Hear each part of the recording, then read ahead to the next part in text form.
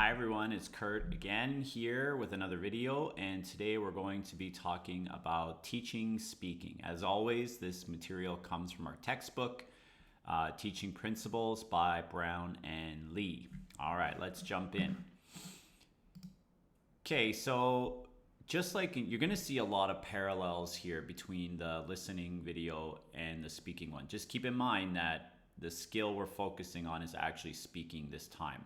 In listening, we talked about the different types of spoken output, but that was for the listener. Now we're focusing on the speaker. And so the mode might be the same, but of course, it's a totally different set of challenges for the student who is now being asked to speak. So in the classroom, you have different types of spoken English, and basically we can break it down into these. We can have monologue or dialogue, just like we talked about before. But it can also be planned versus spontaneous. So will you allow the students time to prepare their speech, or would you rather it's just more spontaneous? Both are good in their own particular ways. And then the other type is it an interpersonal or is it a transactional communication function that you're asking the students to do? So, and all of these can mix and match, right? You can have a planned transactional dialogue if you want. So really you should think about it in this terms. Instead of just saying, okay, I'm going to let them practice their speaking. What kind of speaking are you going to let them do? And always consider that you should practice all of the types. Don't fall in love with one or two different kinds. That will help your students out a lot. Okay, so just like listening, what makes speaking so difficult? And you'll see that there are a lot of similarities here. So clustering is difficult for speakers, redundancy, reduced forms, performance variables, colloquial language, rate of delivery, stress, rhythm, intonation, and add a couple more on here is complexity. Speaking is a complex task, especially since when you're speaking in a new language, as you know. It's not just natural for the words to come out for a lot of speakers. They don't have that automaticity, if you remember that word. And so in their brains, they are processing the information, they're translating, they're forming sentences. All at the same time, they're probably standing in front of people and they need to get that out. It's why there's so much anxiety in speaking. I mean, for native speakers, there's anxiety to talk in front of others. And so when you do it in a second language, it can make it even much more so. And then, of course, interaction makes it difficult as well because you have to listen and you have to look at what's going on. You have to read their facial expressions, their gestures, what's their mood, do they understand, all at the same time while you're trying to prepare speech. So all of this, you think about it when you're teaching. You have to be very patient. Your students are going to be shy, nervous, scared, terrified, whatever the right word is. And so because it's so difficult to actually speak, then you need to be patient and you need to give them as many chances as possible. Okay, so let's go and quickly look at the micro and macro skills just like before. Every single skill has them. I'm not going to go through them all, but you should take some time and look at these. Pause the video and read them. You see, these are the micro skills. These are where we focus on more for beginners in the beginning. So produce chunks of language at different lengths. Orally produce differences among the English phonemes. Produce English stress patterns, and on and on and on.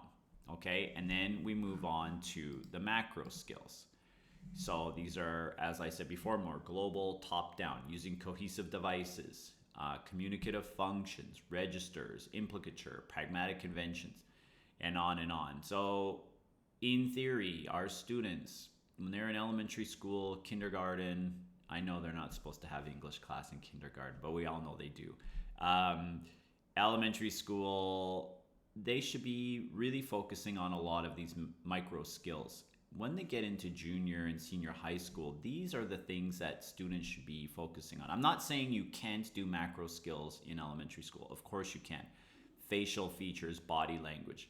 But as a high school student, it shouldn't be focusing on what the letters say and these more bottom up micro skills of the language. It should be more macro global skills so that they can become better speakers.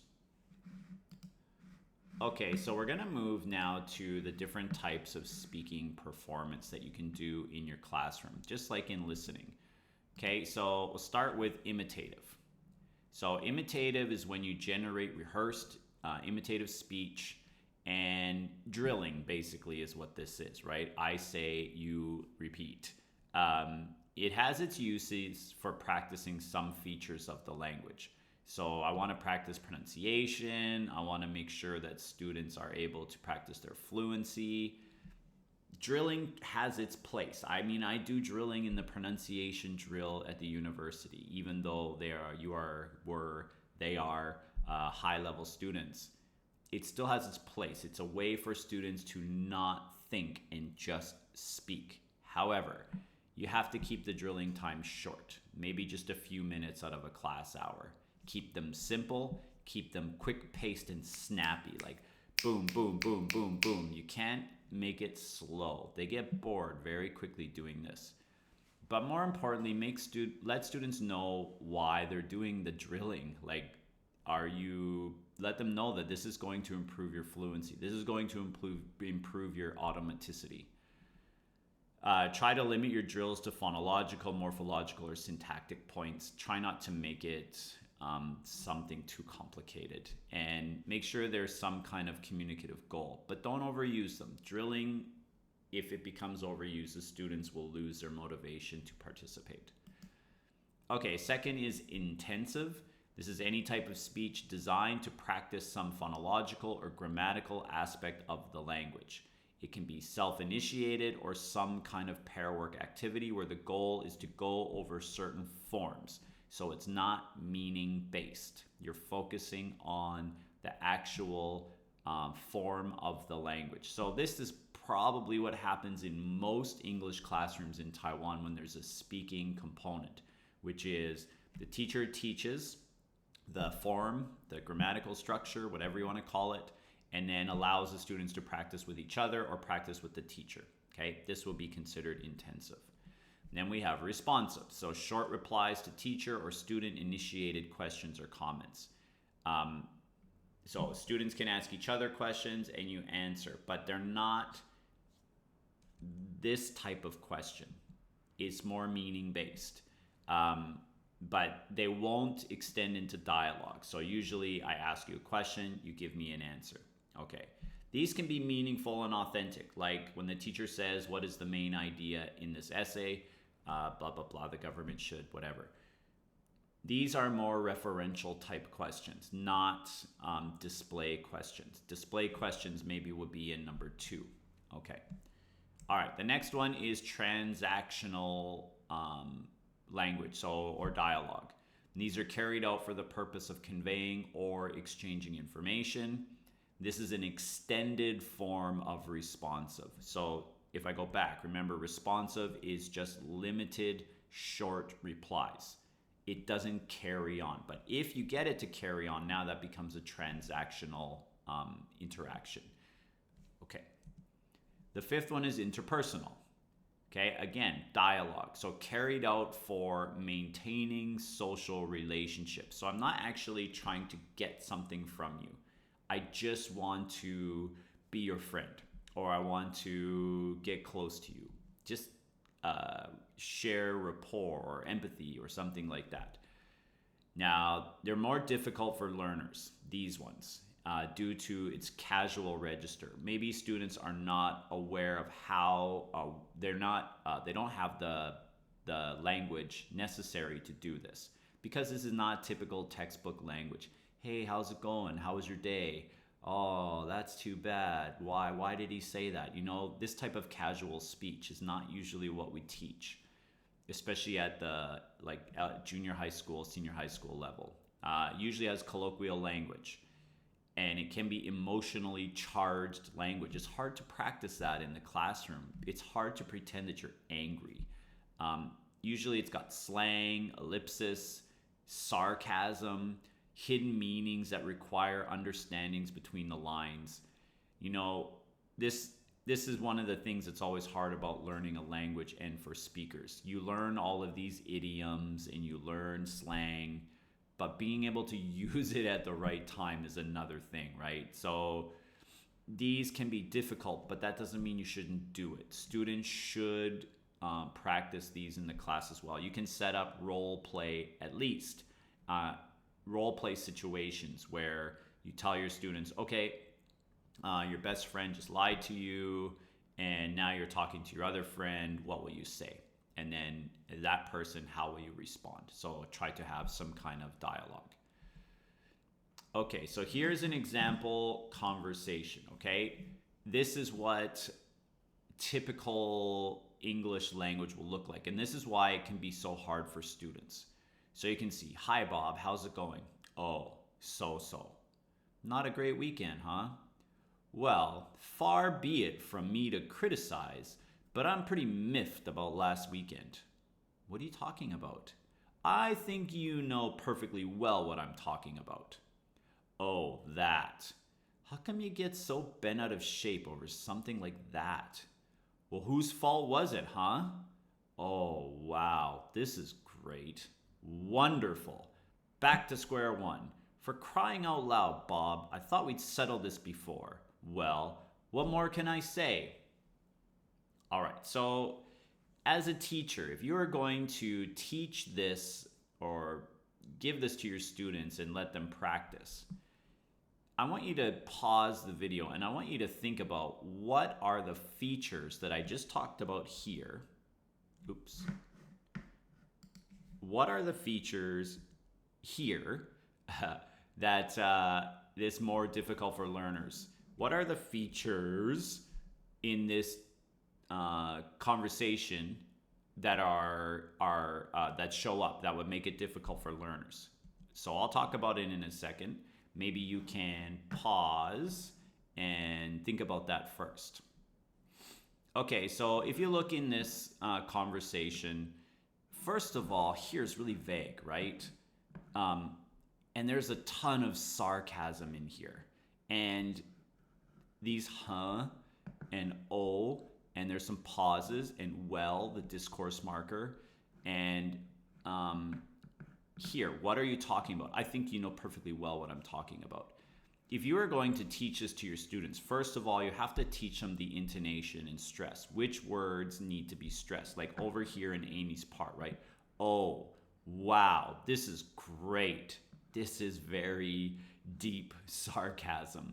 If your students just read it, they would go, oh, wow, this is great. Wonderful. But of course, that's not what's going on, right? These two are having a fight.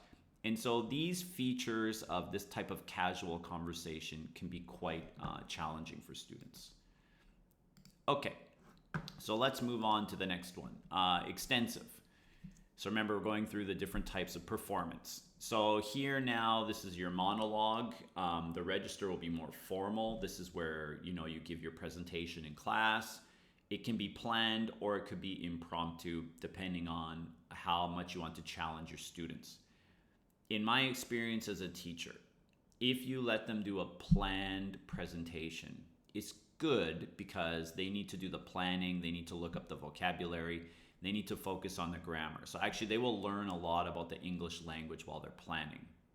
However, you won't be able to assess their real English ability because they've already planned and memorized it. As you know, you students in Taiwan are very good at memorizing scripts and doing presentations that way because, well, maybe you have to when English is not your first language.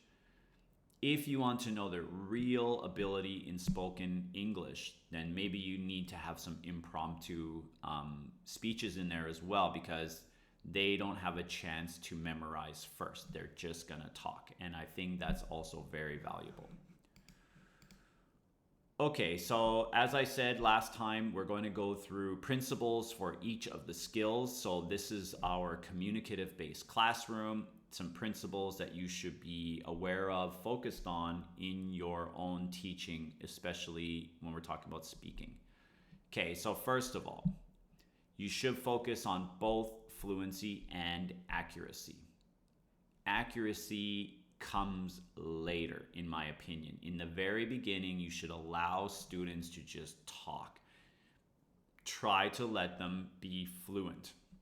The reason a lot of people are not fluent in English is because they over monitor what they're going to say. So you really want to, accuracy is important, don't get me wrong. It's hard to listen to somebody who makes so many mistakes. But there needs to be a balance. And in my opinion, a lot of students are too focused on accuracy and it really hurts their fluency. I would almost rather listen to someone who's very fluent, who has a few mistakes, but I can still understand them, than someone who over monitors and they pause all the time. Like that, it's really hard to listen to because you just want to tell them it's okay, just talk. Don't worry about the mistakes. Okay, 2, check the complexity of your techniques. Make sure they're appropriate for your students. Don't just, I know I said this a lot, but don't just take what's in the textbook and use it. Make sure that it's appropriate for your students' ability and level. Provide techniques that spark the interest. If they don't like to read the dialogue in the textbook, then change it. Change it into a role play. Let them write the dialogue. Do whatever they think is fun. 4, encourage the use of authentic language in meaningful context. Of course, we talk about this one every time. 5, provide appropriate feedback. I'm going to talk about feedback after. Capitalize on the natural link between speaking and listening. So as I mentioned before, you cannot separate them. You should be integrating all of your teaching. So listening and speaking together. Give students the opportunity to initiate oral communication. This is one that almost never happens. And it's something when I talk to English teachers, real like in-service teachers, and if they talk about, oh, we have a foreign teacher at our school now, and it's amazing. The students will walk up to the foreign teacher and speak English to them. And I smile and say, yes, and that's what they should be doing to you, which is why you want to create that type of English environment in your classroom, because students need to initiate it. It's the thing that we're most afraid of, is using our foreign language to start a conversation, but they need to be given that chance. And encourage the development of speaking strategies. So you need to show them and guide them to use appropriate strategies. Okay, so here are some strategies that you can teach your English students. Okay, so first, they should be asking for clarification. You need to teach them how to do that in English. Asking somebody to repeat something. So teach them how to do that. When they say to you, when you teach them something in English and they say, 什么?老师我听不懂. Don't let them say that. Make them say it in English. Teach them how to do that. These are the interactions that will create the English environment when you make them answer you in English. You may think that they're going to hate English and they won't talk anymore. But they won't, as long as you do it in a warm, caring, positive way. I promise students will talk to you in English if they realize that that's the way that it should be done. You should teach them how to use fillers, like, instead of, using the Chinese fillers, that way they can gain time to process. It's okay to tell them that. When you're stuck, use these fillers. And using conversation maintenance cues like, right, yeah, okay, And also how to get someone's attention. Teach them that. How can they use English to say, hey, excuse me, I would like to say something. You have to teach them these things or they'll never be able to do it. That's why role play is so good, because you can teach them how to do it and then let them practice in a fun way. Use paraphrase for structures that they can't produce. Teach them how to simplify. Okay, here's the grammar form. It's a little bit complicated. How can I paraphrase it in a way that I can still use it and it makes sense? How to ask for help from the person I'm talking to when I get stuck instead of just switching to Chinese. Teach them how to use formulaic expressions at the very beginning. And teach them how to use their hands and nonverbal expressions to convey meaning. I always say this one, and I've probably said it to all of you already. When you are speaking in a language that you're not very good at, and you're talking to a native speaker and you get stuck, what are you going to do? How are you going to get your message across? You might even need to draw a picture. I've done it. I've drawn pictures before. But for you guys, when you talk to each other, when you get stuck, it's easy to be lazy. Same with your students when they're talking to you. They can just use Chinese. But you need to teach them these strategies to keep the communication going. Okay.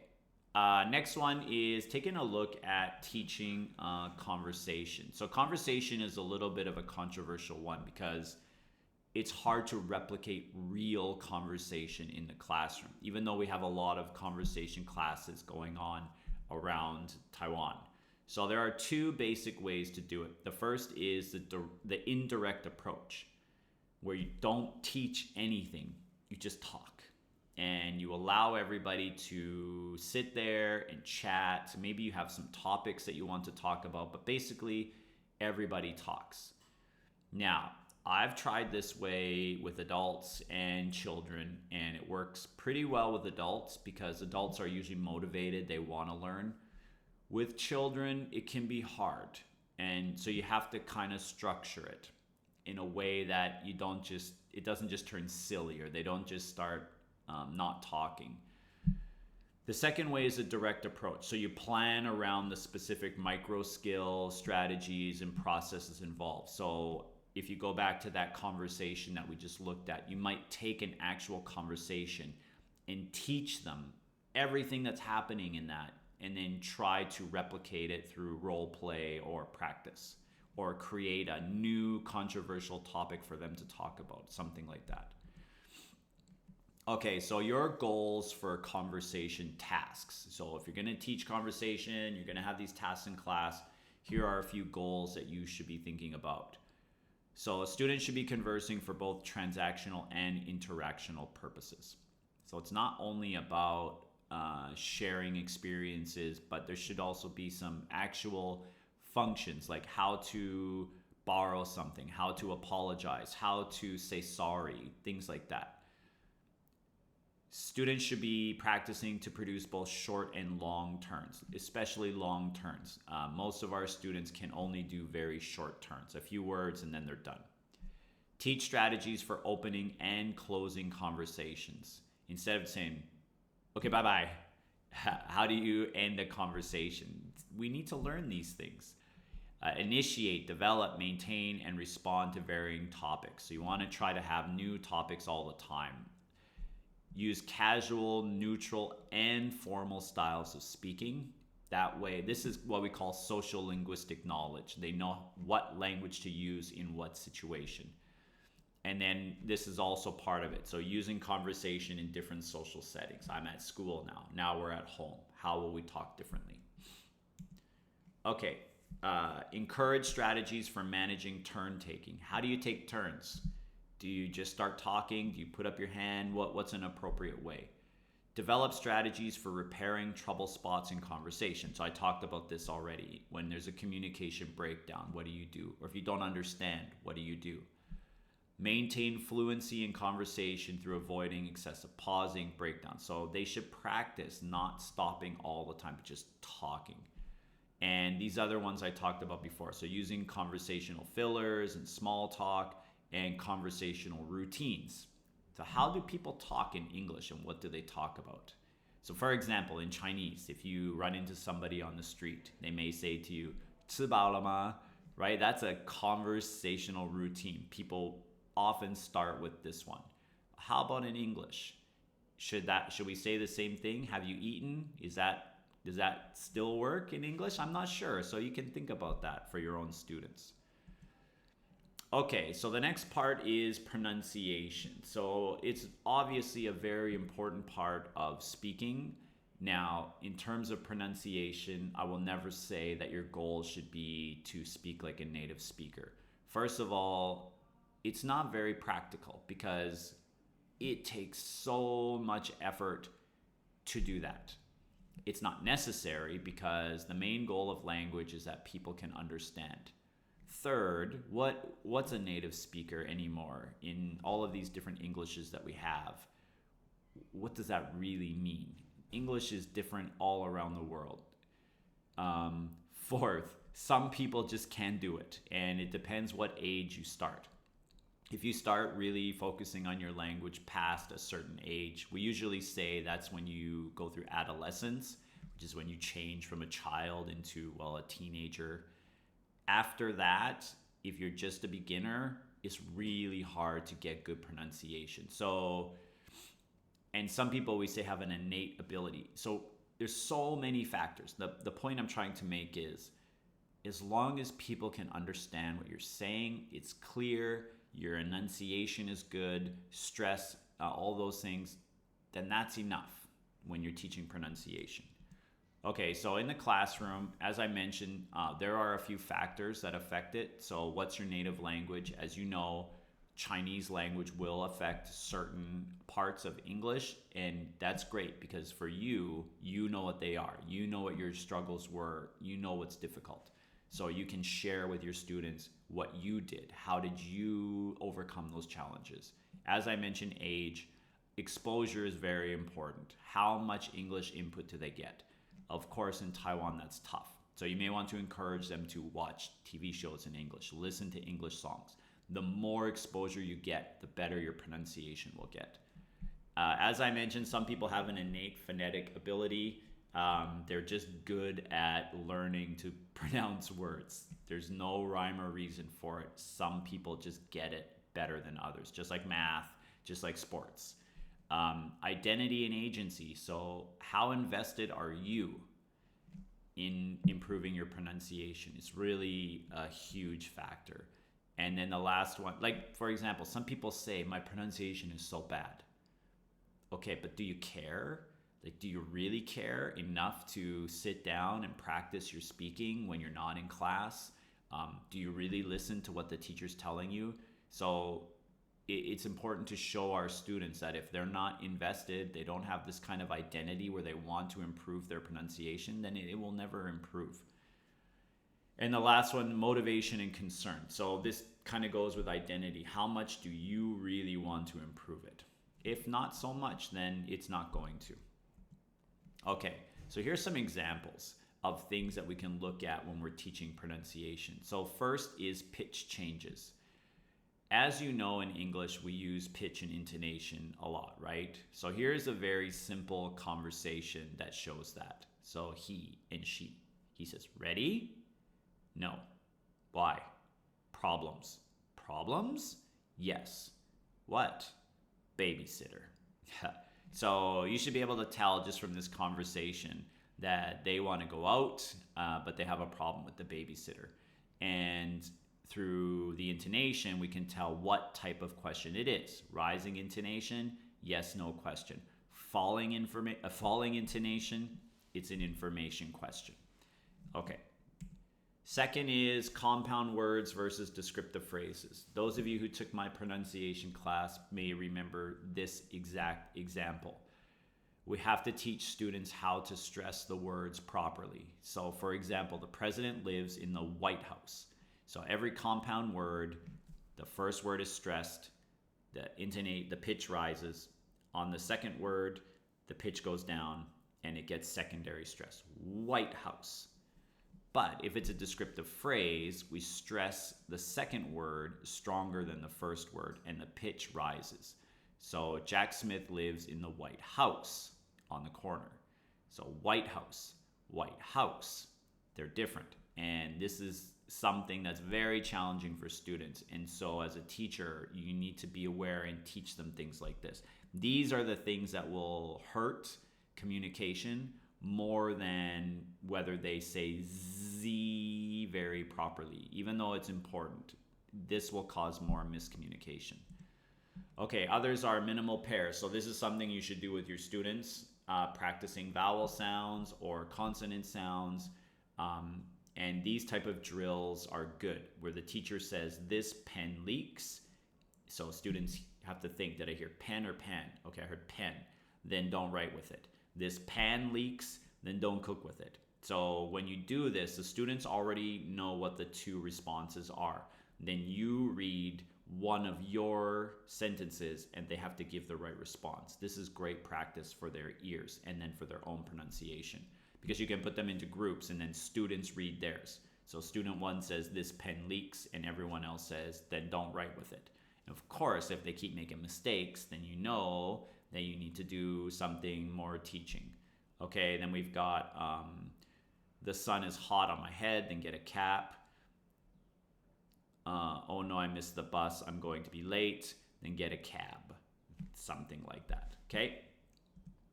All right, other oral communication techniques that you can use. You can use oral dialogue journals. It's something that I recommend to my university students, and I know they don't do it, but if you really want to get your students to improve their pronunciation and their fluency, you should do this. And in today's world, it's very, very easy. In Google Classroom or in Padlet, maybe not Padlet, but one of those other platforms, you give the students recording homework and they have to maybe talk for 30 seconds about what did they do after school. So they just make a few sentences, then as the teacher, you listen to them and you respond, and then you ask them another question. So once a week, you guys are having a conversation through a recorded dialogue journal. This is fantastic practice for students because they have a chance to speak without fear, because you're not there. They're recording their voice. But they also feel a little bit excited because they get to hear what the teacher says to their responses and questions. Okay, of course, play games, role play, information gap, oral, form-focused activities. All of these are great. And in our textbook, there's a lot of examples, and we're going to look at some in class on Monday. Okay, so the next important area is feedback and error treatment. This is pretty important. So the question that you should be asking is, what kind of feedback do you expect from your teachers? And therefore, thinking about your own students. Now, I know that a lot of students will say, "I want the teacher to correct all of my mistakes." But in reality, no, you don't. Because if this teacher is stopping you every time you make a mistake, it's really going to kill your confidence, and you're probably not going to want to talk anymore. You may disagree with me, but just trust me on this one. Nobody wants to be stopped every 2 seconds when they make a mistake and say, "Oh, sorry, that's wrong. Oop, that's wrong. Oop, that's wrong." So you have to think of a more effective way to give feedback to your students. You shouldn't ignore everything, but how can you give feedback? Okay, so you should first think about what's the role of feedback. Quality and quantity given to learners affects what they incorporate into their linguistic competence. Supporting, encouraging, and affirming verbal feedback is essential for the learner to be receptive to it. You can't attack when you give feedback, or else it's going to hurt the student and they're not going to listen to you. Constant interruptions and corrections will lead learners to lose motivation. Okay, so I mentioned this before. You can't stop them all the time. You have to let them try. You have to let them make mistakes. Okay, so how can you treat the errors that they make? They can be dealt with both globally and locally. Globally means that there's the mistakes that they make, they hurt the comprehension of what they're saying. So actually, you may not be able to understand what they're saying because of the errors. Local errors are, it's just some small mistake, but you still can understand the message. So you have to ask yourself, do you want to correct the local errors even though you can understand what they're saying? And these are the things I think some teachers focus on too much, are the local errors. And maybe they say "ah" instead of "the" when they're speaking. You know, native speakers make the local errors as well. So I don't know, you have to think about this. You don't want to focus on them too much. But the global errors, they're more likely to interfere with the understanding, and so they should be dealt with for sure. As I mentioned, students generally expect their errors to be pointed out, and as a teacher, you have to decide, should I correct it or should I ignore it? Now, how can you treat errors? So here are a few choices. So you can immediately deal with it, or you can delay to a better moment. So immediately means while they're talking. Personally, I feel like you should never interrupt someone when they're talking to correct them. If you have a question, it's different. You can treat the error explicitly or give the student an opportunity to self-correct. For your information, research says that when students self-correct is way more effective than when the teacher just tells them what's wrong. The teacher can initiate the treatment or defer to the students. So maybe you can start by correcting, or you can ask the students, okay, everyone, so did anyone hear what the problem with the message was in terms of tense or something like that? And then if you want the students to do it, do you just ask one student or do you ask the whole group? Okay, and then you have to decide, should you go back to the original error maker after the treatment? So after you give them the feedback, should you go back and ask them to do it again or have them tell you what their mistake was? So just some choices. Okay, so here are a few ways that you can actually treat the error. So let's say your student says to you, I go to the store yesterday. Okay, so clearly there's a problem with the verb, right? Now, first one you could do is simply indicate that an error occurred. So you could say, something's wrong. Okay, or you could go, you could do it non-verbally.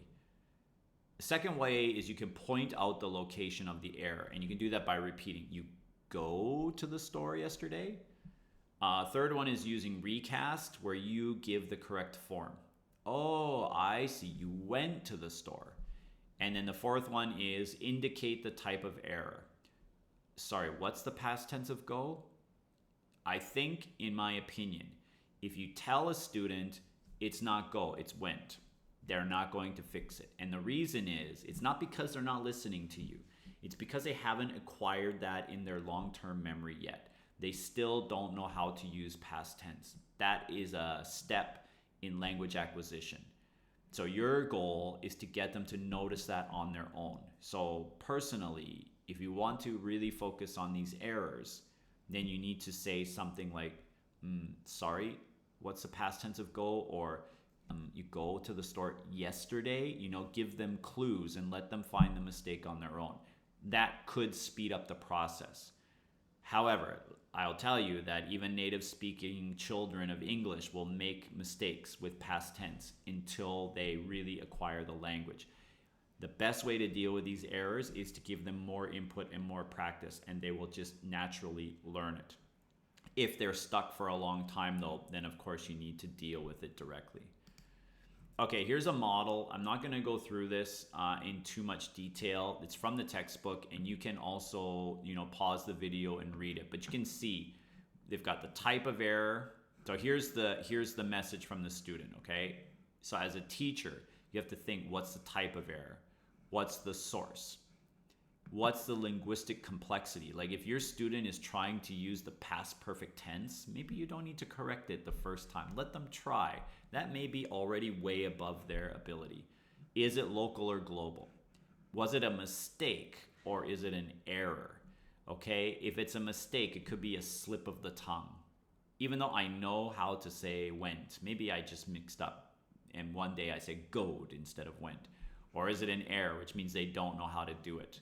How's your learner's affective state? This is so important. Can your student deal with direct feedback or not? What's the learner's linguistic stage? So where are they? Beginner, intermediate, advanced? What's your focus? So are you focused on task goals, lesson objectives, course goals? What's your purposes? If you're not focused on the language right now, you're focused on meaning, then maybe you can ignore it this time. If you're focusing on the grammar, then of course you should deal with it. What's the communicative context? Is it student to student, student to teacher, group work? And what's your style? Are you more direct or indirect? Are you more laissez-faire? Are you an interventionist? Okay, and then you have to make a decision after you consider all these factors. Should you treat it or should you ignore it? If you ignore it, you're out. And then down below, we've got all the different things. So when, who's going to do it? How are you going to do it? What's the manner? What's the student's output going to be? Are you going to make them re-say it or not? Will you do any kind of follow-up? Like, hey, good job. That's awesome. Okay, not bad. Something like that. And how about cognitive? So nothing. Are you going to have somebody verbalize the rule or the pattern? Are you going to do further classification? Just what are you going to do with these errors? Obviously, if you spend too much time on it, it will affect your teaching. But at some points in time, maybe it's necessary.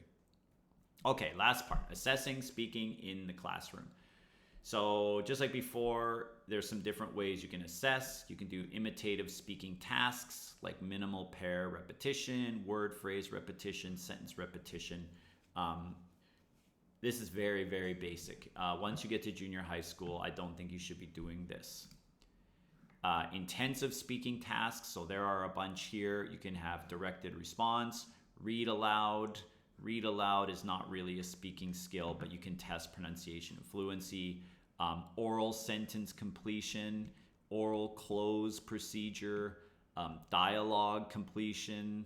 You can see the examples there. Directed response, picture cued elicitation of a grammatical item. So you have a picture of something big and something small and get them to say it is bigger than it.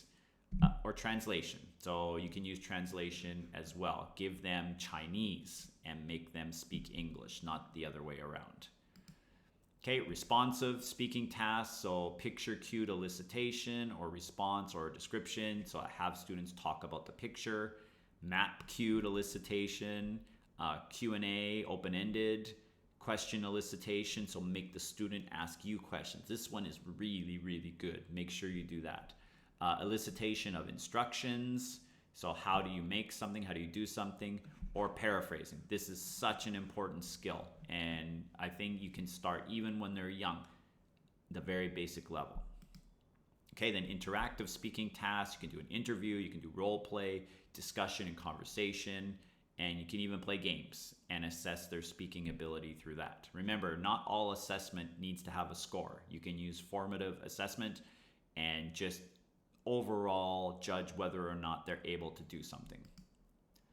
And then we have extensive speaking tasks like oral presentations, picture cued storytelling, retelling a story or news event, translation into English of an extended text or short story. So these are all very valuable ways to assess. Okay, so when you are assessing, how should you be scoring them? So some criteria for evaluating, you can check their pronunciation, you can check their fluency, their vocabulary, their grammar, discourse features, task, among many others that you want. If you want to give them a score, you have two choices, right? You can give them a holistic score, which is just you listen and then you give them the score. That's very subjective. Or you can make a rubric and follow your rubric. In my opinion, sometimes when you have a rubric, it's really hard to just listen to the speaker because you're focused on all of those boxes. So if it's in the classroom, it's not so bad to give a holistic score, but you better write down some comments because if you just give them a score back, it means nothing to the students. If you have a rubric, at least they can see, oh, so I got a bad score in pronunciation. But they still don't know what about their pronunciation was bad. So you still might have to give some comments and feedback. So I don't know. Every teacher has their own way. I prefer holistic, but some students will feel that's not fair because you're just giving what they think is some random score. But the more experienced you are, the better you get at doing it. Okay, and that's it, everybody. So I know this was a long one. Thank you for enduring and going through it. There's a lot of important information here. Take care and see you next time. Bye.